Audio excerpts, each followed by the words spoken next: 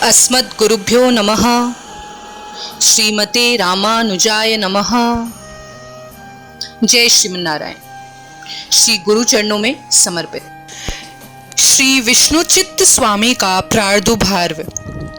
धनवीपुर की उत्तर दिशा में वल्लभ देव नामक राजा राज्य करते थे।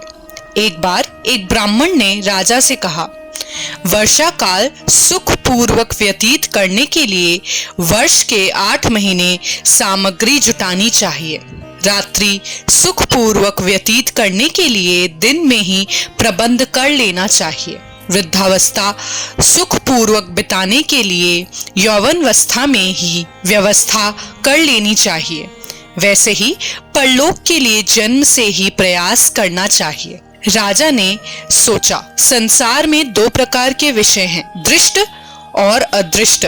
फिर भी दृष्ट ही अदृष्ट का साधन है। दृष्ट के लिए मुझे कोई प्रयास नहीं करना है, अतः अदृष्ट के लिए मुझे प्रयास करना चाहिए। किंतु देवता अनेक हैं, उनमें मोक्ष देने वाले कौन हैं? यह प्रश्न राजा ने अपने राजपुरोहित से पूछा। राजपुरोहित ने विद्वानों की सभा बुलाकर वैदिक सिद्धांत अनुसार परतत्व का निर्णय कराया जाए ऐसा कहा। राजा ने सभा का आयोजन करके परतत्व निर्णय करने वाले विद्वान के लिए विशेष पुरस्कार भी रखा। बहुत दिनों तक शास्त्रार्थ चलता रहा, परंतु कुछ भी निर्णय नहीं हो पाया। भगवान ने भट्टनाथ स्वामी जी को स्वप्न में आदेश दिया कि वे जाकर परतत्व का निर्णय करें। भगवान के आदेश से जब भट्टनाथ स्वामी जी पधारे तो राजपुरोहित ने वेद शास्त्रहीन, ज्ञानहीन, शूद्र व्रत कहकर उनका सत्कार नहीं किया। राजा ने राजपुरोहित की बात नहीं मानकर भट्टनाथ स्वामी जी की पूजा करके उनसे परतत्वोपदेश की प्रार्थना की। भट्टनाथ स्वामी जी ने श्रुति, स्मृति, इतिहास, उपवरहण ग्रंथों के प्रमाण देकर श्रीमन्नारायण ही परतत्व है यह सिद्ध करके घोषित किया। उसी समय जो विजय स्तंभ बंधा हुआ था वह टूटकर गिर पड़ा। भट्टनाथ स्वामी जी के हृदय में भगवान विष्णु के लिए अपार श्रद्धा देखकर उन्हें विष्णुचित्त नाम से अभिहित किया गया। यह सत्कार देखने के लिए साक्षात श्रीमन्नारायण भगवान पधारे। श्री विष्णुचित्त सूरी ने 13 दिव्य देशों का मंगला शासन किया और एक दिव्य प्रबंध की रचना की। आषाढ़ कृष्ण चतुर्थी मंगलवार तुला लग्न पूर्व फाल्गुनी नक्षत्र मध्यांत की बेला में विष्णुचित्त स्वामी जी भगवान की सेवा के लिए तुलसी वन को लगने में जुटे थे। जमीन खोदते समय जमीन के भीतर से एक सौंदर्यमयी बालिका निकली।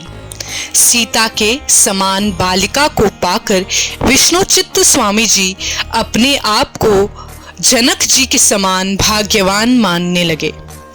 सभी श्री वैष्णवों के सामने उस बालिका को शंख चक्रांकित करके उनका नाम श्री गोदा देवी रखकर उसका अपनी पुत्री की तरह पालन पोषण करने लगे। श्री गोदा देवी अक्षुण कांति के साथ बढ़ने लगी और अवस्था के साथ उनका भगवान विष्णु के प्रति आकर्षण बढ़ने लगा। प्रतिदिन पिता ने बनाई तुलसी माला गोदा देवी चुपके से एक बार धारण करके देखती और रख देती। यह पता चलने पर विष्णुचित्त स्वामी जी ने गोदा देवी को समझाया, भगवान की वस्तु पहले स्वयं नहीं उपयोग करना चाहिए। ऐसा कहकर उस दिन भगवान वट शस्त्र साई को माला अर्पित नहीं किए। भगवान उन्हें स्वप्न में बोले, मुझे गोदा के द्वारा पहनी गई माला ही आप अर्पित किया करें। तब से श्री विष्णुचित्त स्वामी जी गोदा की पहनी हुई माला भगवान को धारण कराने लगे। गोदा देवी भगवत प्राप्ति के लिए धनुर्मास का व्रत करके श्री कृष्ण तत्व का अनुसंधान करने लगी।